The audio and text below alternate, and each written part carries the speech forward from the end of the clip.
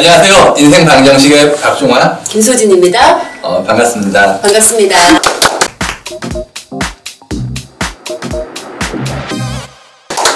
오늘 인생 방정식 4화에서는 인생의 해답을 찾기 위해 세계를 여행하고 계시는 세계 여행 전문가 노미경 선생님을 초대했습니다. 환영합니다. 네, 반갑습니다.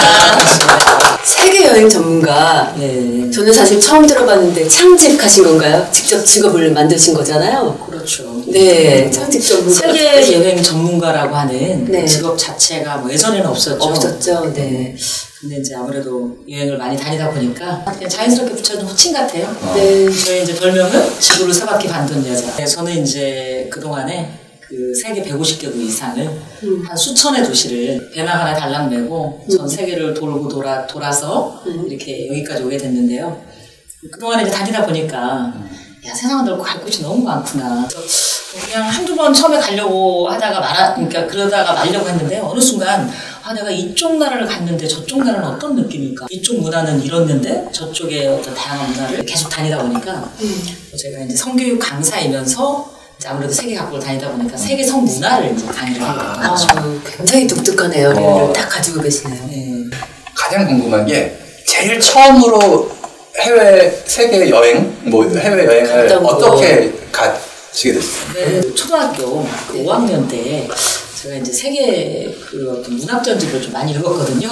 그래서 역시 모든 어떤 인문학의 중심이라는 게 이런 거고, 그래서 어렸을 때부터 좀 책을 읽었던 게 러시아의 문학 전집, 특히 도스토옙스키나 톨스토이나 고골리, 체홉, 투르게네프 뭐 그런 네. 문학 소녀. 예. 중학교 2학년 때 선생님께서 야 너희들이 원하면 세계 각국 여행을 한다. 그때부터 저는 이제 세계 여행에 대한 꿈을 꾸기 시작을 했던 거죠. 중2 때. 그렇게 하고 이제 첫 번째 여행지는 프랑스 파리로 이제 가게 된 거죠. 맨 처음 여행이 파리에서구나. 네, 그래서 저는 이제 파리에 대한 그 추억을 잊을 수가 없고, 네, 그래서 프랑스라고 하는 그 나라 자체에서 주는 그 자유롭고 낭만적이고, 그러면서 뭔가 그 어떤 너무나도 이국적이고, 그런 또 찬란한 역사와 문화를 갖고 있는 그런 거에 대한 굉장히 강한 매력을 느끼다 보니까 그때부터 이제 세계 각국을 다니기 시작했던 거죠. 지금 이 프랑스 파리 정도는 지금 한 100번 정도 다니셨다잖아요. 근데 제가 보면은 150개국 다니시고 그러셨는데 지구 3바퀴 반을 도셨는데 책은 지금 2권이 있더라고요. 네. 부탄하고 서아프리카. 네. 그래서 하필이면 150개국 중에서 부탄, 서아프리카에 대한 책만 쓰시는 이유도 특별히 있으실 것 같아요. 일반적인 여행객들이 가기 쉽지 않은 곳. 그곳이 바로 이제 부탄이라는 생각이 들었거든요. 네, 맞아요. 이제 부탄을 딱 여행을 갔을 때 사람들이 얼굴 표정이 너무 밝고 실제로? 네, 너무 행복해 보이는 거예요. 진짜로? 네, 그 진짜로.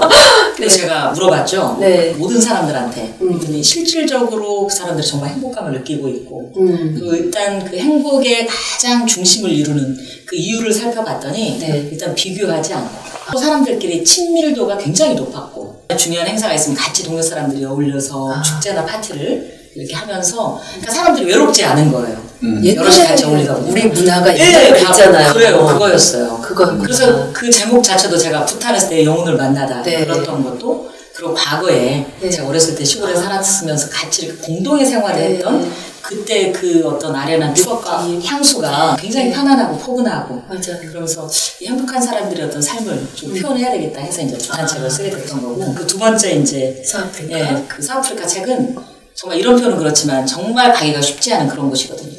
가기가 쉽지 않다.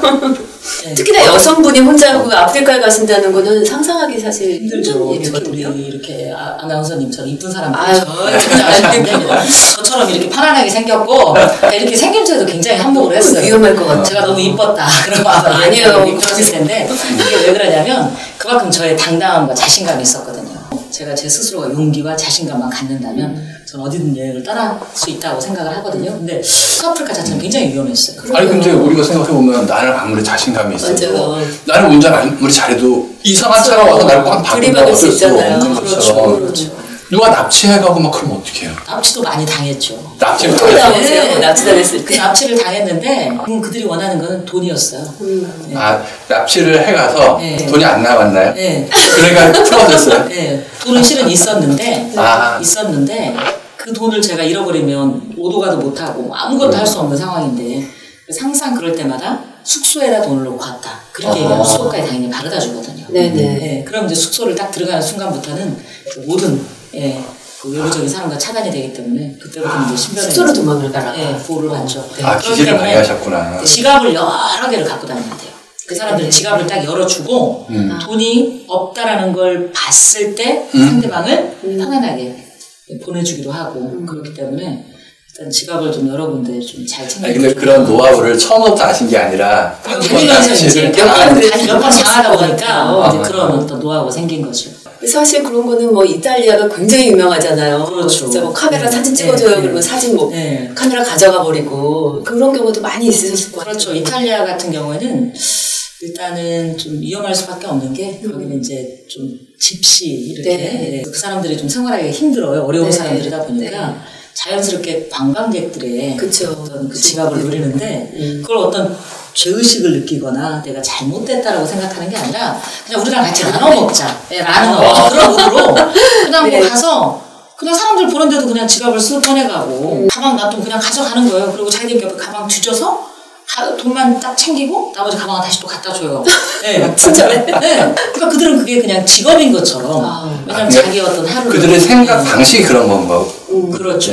네. 그래서 저는 이탈리아 같은 데는 당연히 이제 관광객들이 조심을 해야 된다고 생각하는데 아프리카 같은 데서 설마 뭐 이런 걸 당할까라고 생각했는데 책 읽고 아프리카 사람들이 그닥 순진하진 않구나 뭐 이런 생각도 들더라고요. 그렇죠. 아프리카 사람들 자체가 워낙 순수하고 그리고 보편적인 아프리카 사람들은 다들 너무 순수하고 정말 그 사람들이 저도 끊임없이 어떤 도움을 많이 받았거든요. 그리고 그런 도움을 또 받다 보니까 사람을 믿게 된 거죠. 네, 믿게 됐는데 그 중에서 이제 어떤 의도적으로 나쁜 마음을 먹고 접근하는 사람이 있었던 게 문제였던 거지. 전반적인 아프리카 사람들은 너무나도 순수하고 저한테 더 많은 어떤 도움을 줬고. 전문적으로 여행을 하시는 분인데 일반적인 사람들은 여행을 별로 많이 안 해본 사람들이 대부분이잖아요. 근데 한 번씩 여행을 떠나보고 싶은 마음도 막 갖기도 하거든요. 여행에 대해서 인생과 여행에 대해서 좀만 얘기를 해주시면 좋을 것 같아요. 그래요. 그러니까 저는 좀 잘 안타까운 게 일단 마음먹기 달려 있거든요. 물론 우리가 생각할 때 뭐 여행은 건강이 있어야 되고 또 시간이 있어야 되고 돈이 있어야 된다고 생각을 하는데 물론 이게 다 있는 사람들도 선뜻 여행을 떠나지 못하거든요. 그럴 때 있죠. 네. 근데 어떤 의지가 있었을 때 저는 꼭 저도 처음 아까도 말씀드렸지만 돈이 있어서 제가 여행을 떠난 게 아니거든요. 그러면서 우리의 문화는 이건데 다양한 세계 사람들은 어떤 삶을 살아가고 있는지 그게 너무 궁금했고요. 근데 이제 여행을 막상 갔을 때 느끼는 거랑 돌아왔을 때 느낌이랑 너무 다른 게 여행을 가서 현지 사람들과 어울리면서 아 내가 정말 그동안에 어떤 삶을 살아왔고 나는 어떻게 살아야 되겠다 그런 어떤 그 계획을 세우게 됨과 동시에 한국에 막상 돌아왔을 때는 힘든 일을 극복할 수 있는 그리고 어떤 일을 해도 어떤 뭐 안 좋은 일이 생겼거나 누가 좀 뭐 안 좋은 얘기를 해도 예를 들어서 저하고 뭐 싸움을 좀 붙이려고 달려들어도 그냥 다 이해가 가요.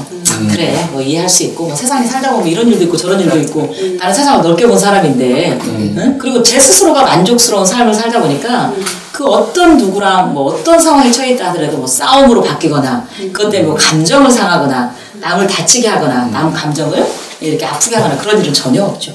그 여행이 나한테 준 선물이다. 가장 큰 힘이에요.